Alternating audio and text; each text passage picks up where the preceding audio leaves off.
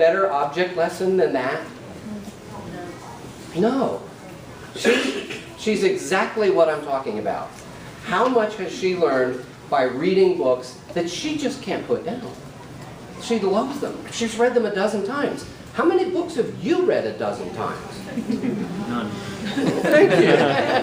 The Bible, maybe. I don't think I've been through the Bible 12 times. I've read, there's a few books that I've read 2 or 3 or 4 times, maybe. But that was back when I was a socialist and I loved Steinbeck. I kept rereading Steinbeck. But I know better now. Yes, ma'am. Yes. I have a daughter, she's grown now, and she will not read books, but Henty was the only one. Henty is the only book that your grown daughter would read. Love and collect. That's it. Wow. I will say if you read Grapes of Wrath 4 times, that equals 12. Yeah. Because I read Actually, it twice. my favorite Steinbeck was In Dubious Battle, which nobody's ever heard of. I didn't read that one. It's a great book. But it is, I mean, it's a socialist tone, which I didn't realize until I grew up. I never understood the turtle scene going across the road. That was so confusing. Because I was about 12. That's when I read Steinbeck. it. That's just Steinbeck, Yeah. you know. So anyway, I got started in my history kick by reading historical fiction. It was not Henty. It was an author named Leon Uris, U-R-I-S. Fantastic author. Only read his early books. Do not read his later books. They just get absolutely awful. But his early Leon Uris books, check the copyright dates. Great introduction. Now, I was not a Christian when I was reading these, so, you know, bing, bing, bing, bing, bing, bing, you know, security alert, security alert. I was not a Christian, and I don't remember anything inappropriate in them, but it might have been there, and I just didn't even. So, I got hooked on history by reading historical fiction. Henty's are historical fiction. Okay, how to use his geography. Okay, we've already done that. We've already been through the pronunciation guide for the language. We've done some. I have 18 of the books recorded. We've got vocabulary lists available on the website for download, $3 PDF file, for about 12 or 13 of these books. And if you want to use Henty as history, it's a great resource. If you want to use them as geography, it's a great resource. If you want to use them as vocabulary, I grabbed one of the lists and I've opened up to a page at random.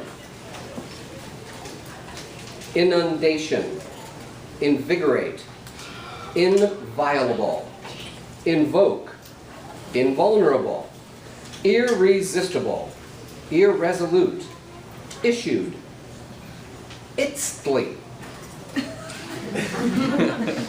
I-T-Z-T-L-I, itztly. It is a hard polished stone, to those of you that don't know these things. Javelin, jest, justified, keen-sightedness, labor, laden, lamentations, larboard, lash, lashings, latter, launched. Obviously, you're not going to hear a list of words in the book, but those are the types of words that Henty uses just as a matter of course. I did the first vocabulary list myself with Lee in Virginia. I'd already read with Lee in Virginia 5 or 6 times because it was the first book that I recorded, and I really wanted to get to know the characters, and I thought, okay, I'm going to go through it again with a highlighter, and I'm going to highlight every word that I think is going to be a vocabulary word. And I did a vocabulary list, and a mere 6 months later, it was done. So, I mean, it wasn't the only thing I was working on, obviously. So I thought, well, you know, the next one will be easier, because surely, yeah, he's using these words over and over again.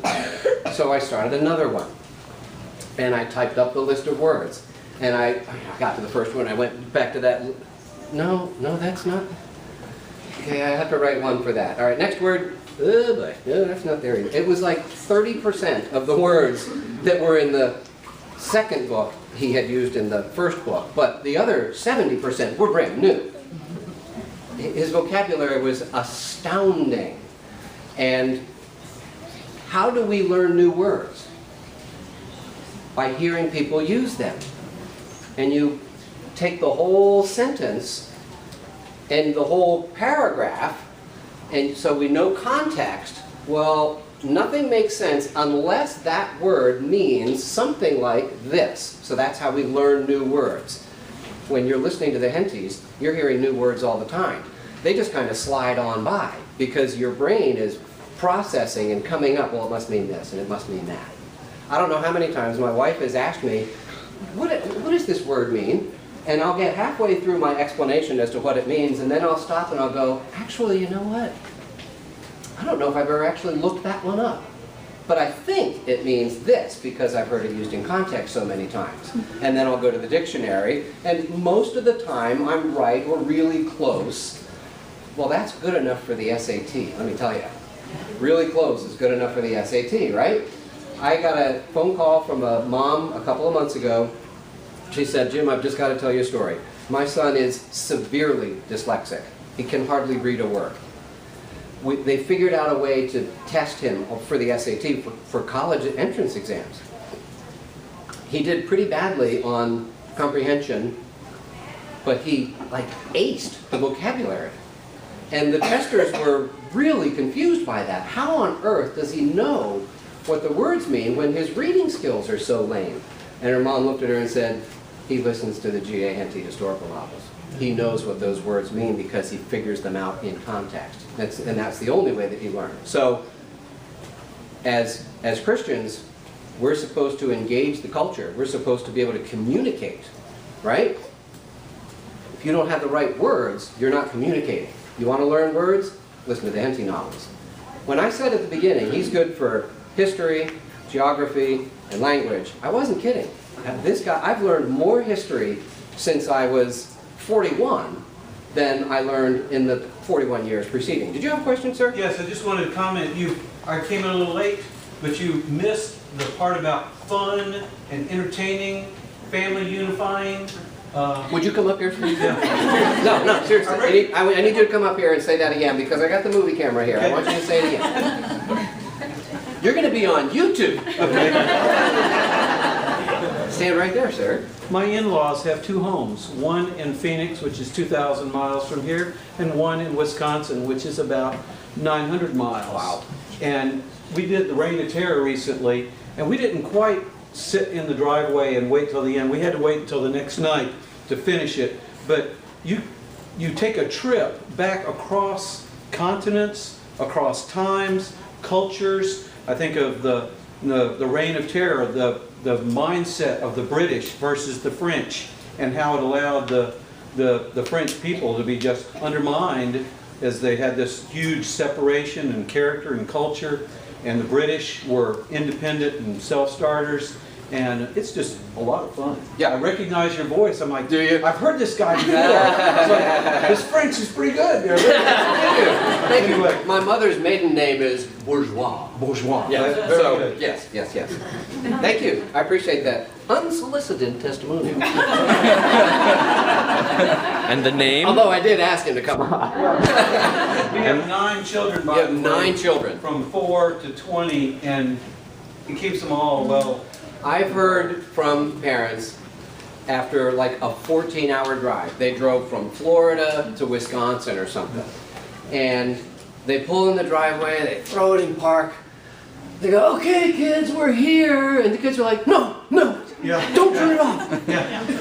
We want to stay in the van a little bit longer. Because they're so, the stories are very engaging. You're right, the stories are very engaging, no question. And if you hadn't noticed, I'm somewhat theatrical in my presentation style. I did theater in high school. I started off, the first time I had any inkling that I could read out loud, I was in 2nd grade. And I had a lisp. And my teacher asked for people to read a Dick and Jane book. Well, you all know how exciting Dick and Jane books are. Well, there were exclamation points. And I knew how to read, and I knew what an exclamation point meant. Run, Dick, run! So I'm like 7, and I'm like, run, Dick, run! And the teacher's like, oh, Jim, would you read another page, please? So all of a sudden, this was my thing. I could read out loud. I knew it because of that comment from that teacher when I was 7 years old, going to Christ the King Church in Haddonfield, New Jersey in 2nd grade. I was raised Catholic. Henty is very respectful of other religions, but he is a Protestant. And I am too, today. That's another thing he does. How much time we got? Okay, good. When you are in a foreign country, you run across other religions. We already talked about Catavubastes.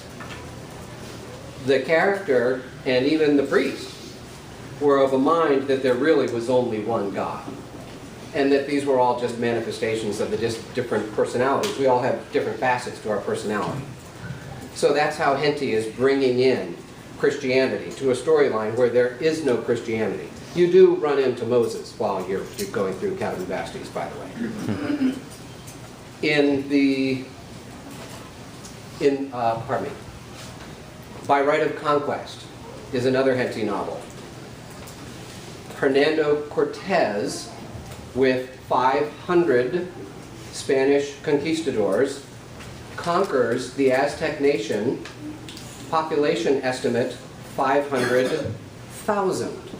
So he's got 1,000 to 1 odds, but he has armor, he has horses, and he has cannon. Pretty helpful. I think he also brought a little smallpox with him, which didn't hurt, but I digress. He also found out that most of the tribes that were under Aztec dominion didn't like it. So he solicited allies. Well, they've got these little bow and arrow things that were specifically designed to injure but not kill, because you want to take captives so you can sacrifice them on your altars. Well, Henty says, you know, there's actually some similarities between the Aztec religion and Christianity. The Jewish system was a sacrificial system, but, you know, it was animals. Christ came, and he was the sacrifice once for all. In their system, you appease the gods by sacrificing. It just happens to be other people. And he says, you know, they also had confession. You got to confess once before you died. And if you sinned after that, sorry, too bad. You're done. You're going to hell. So he will draw parallels between the religions of the areas where you travel to in his books and compare them to Christianity. In Beric the Briton, the hero becomes a Christian at the end, right? What's his name? I forget his name. It's Beric. Beric. Yeah. Right there, Jim. Beric. It's one that I really enjoyed because of I think that this- is one of my favorite plots. I have two favorites. I know exactly what you're saying. But I do have two favorites. Yeah, Beric the that's Briton is definitely- number 2. By Right of Conquest is number 1. Because of the odds. How can this guy lead? Well, there's one way. Burn the ships. You know, we're not going anywhere, guys. We're going to conquer or we're going to die, because I'm burning the ships. There's no way to get back. So he did win, ultimately. It took him a couple of tries, but he ultimately won.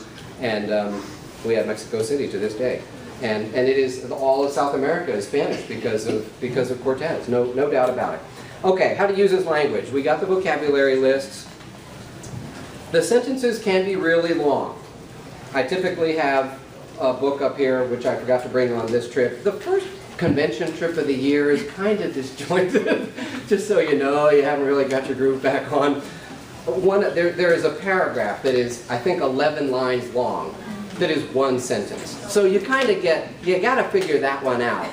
But I'm fortunate in that I can read halfway through and realize I got it wrong and start over.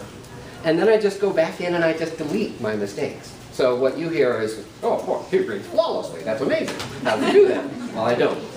I did run across one word, though, that I wish I could write on this because you would have fun with it. If you have a pen and paper, write down H-O-U-G-H. H-O-U-G-H. I went to Wikipedia, and I had found a mistake in Wikipedia. Because their assertion is that O-U-G-H has 5 distinct pronunciation possibilities in the English language. And I'm going to give you an example of them. Bough, the bough of a tree. So O-U-G-H can be ow. Rough, it can be up. Through. Ooh, cough, off, Dough, O. So we got 5. So I ran across a word spelled H-O-U-G-H.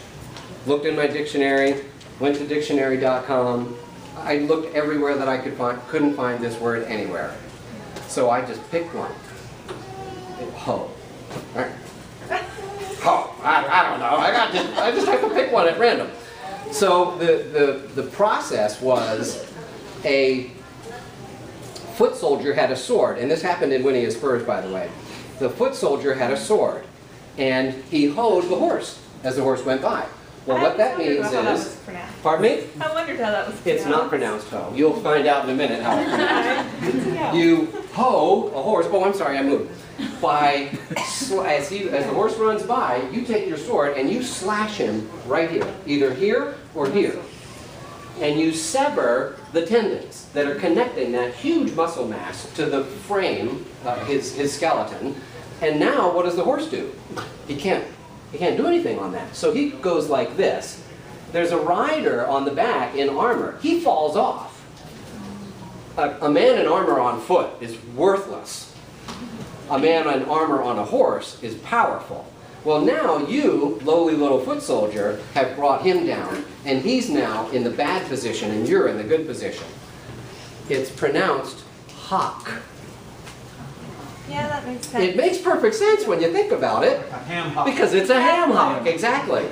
I didn't find that out until I was taking some paralegal classes at our local community college, and I happened to look up on the shelf in the library, and there was a dictionary about this big, and it was the Oxford English Dictionary, and I got up on a chair, and I got it down, and I opened it up, and sure enough, H-O-U-G-H was in there. Must have been the one Henty was using. Must have been the one Henty was using.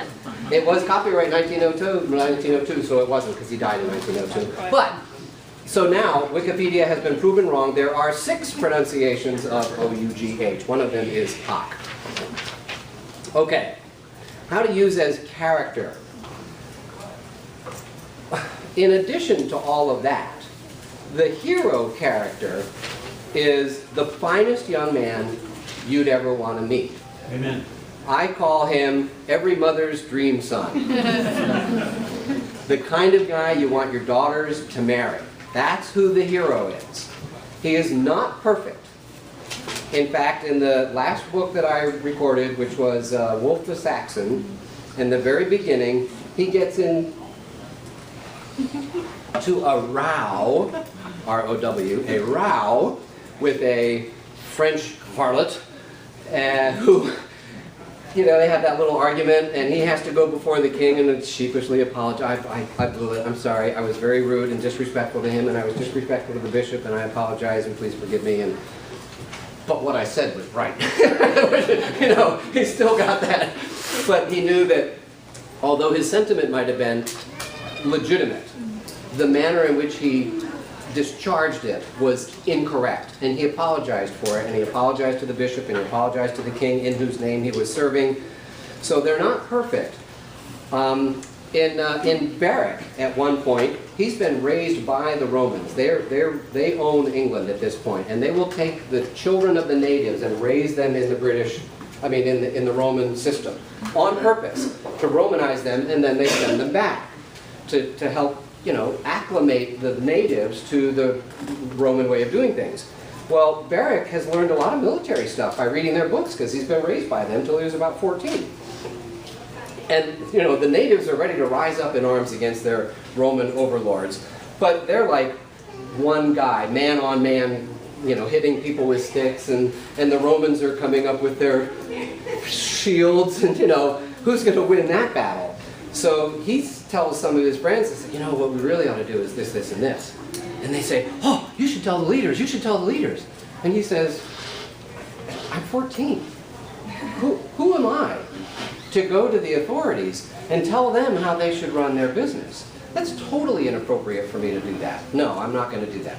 And they said, well, if they ask you, will you do it? He said, well, of course, if they ask, I'll do it. So his friends go to them, and they come back and they say, yes, please come and tell us what you've learned. I said, okay, now I will. So, you know, he's under authority. Even when it wasn't a clear-cut, you know, mom and dad under authority kind of thing. He just recognizes his place, and you will always get that out of the Henty characters. And if they do mess up, they apologize. There's always a love interest, but it's always on the back burner, like way back burner. You don't even know that there's anything going on, but there's very often a female character. Yes, go ahead, go I was ahead. thinking, isn't it in Dash to Kertuum where the two boys don't actually have any kind of relationship? That's true. It was so I didn't say near all, there. but in virtually everyone that I have recorded, there is some kind of a. But the cool thing about it is that is handled appropriately too. Even though the guy might be falling for the girl, he never tells her.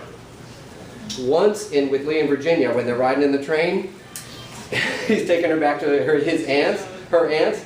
He blurts out in the middle of a conversation, "Well, don't you know that I love you?" And then Henty writes that there's this like stunned, embarrassed silence that lasts for half an hour because they're both kind of, "Did I really just say that? Oh my gosh, I can't believe I just said that." And she's all flush, but he, so it came out accidentally, but she didn't know. She had no idea up until that moment.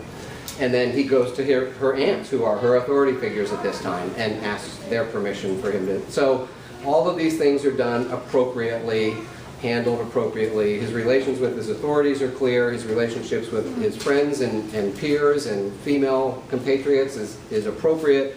So you got a great character role model going on throughout all of this other good stuff that's going on. So I want to tell you, okay, we got 5 minutes, and I'm not going to take any more than that. I heard a story, and I met this man, a man named Ivan McClymont.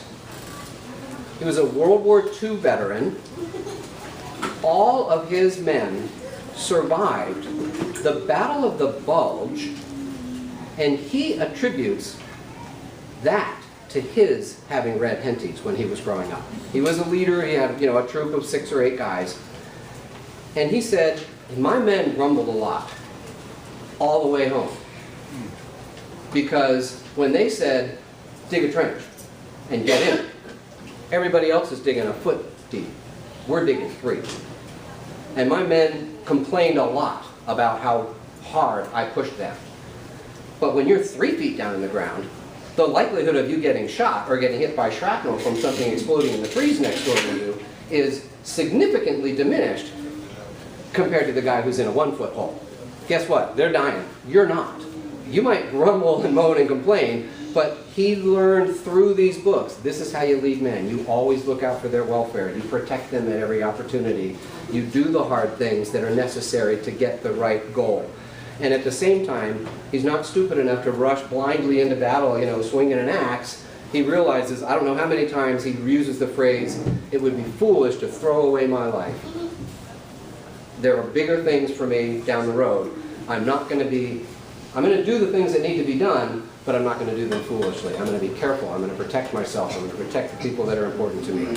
So this is like women and children first kind of mentality, which was prevalent through the Victorian era in England. Where do you get them? I already told you about the guidebook. You get that from Vision Forum. You can also get the Henty books from Vision Forum. They have bulk sets that you can get.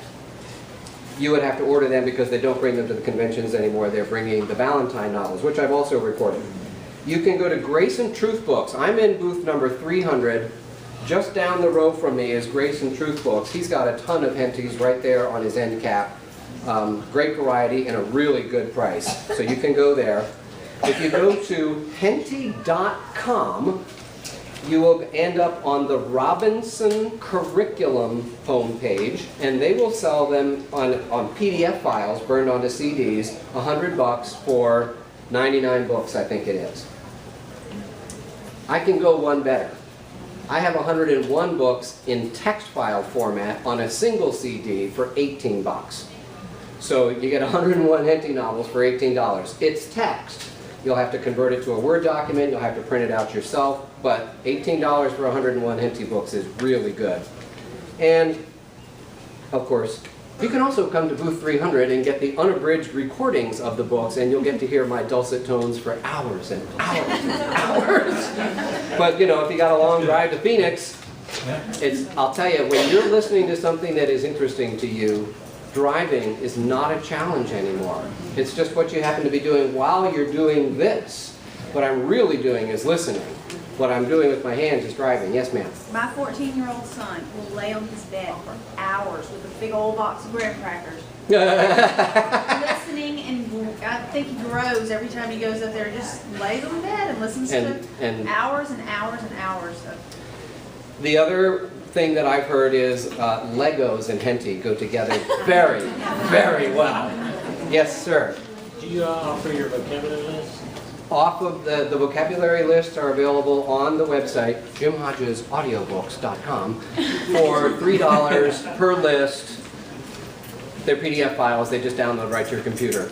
You can buy the CDs here. These are MP3. The only way you can fit 13 hours onto one CD is to go MP3, so they'll go on iPods and smartphones. They'll play on a computer CD drive. They will play on virtually any DVD player, even the one that's installed in your van. About 98, 99% of those will play the audio off of this. If you are a little more old school, you can copy these onto your computer and burn regular CDs.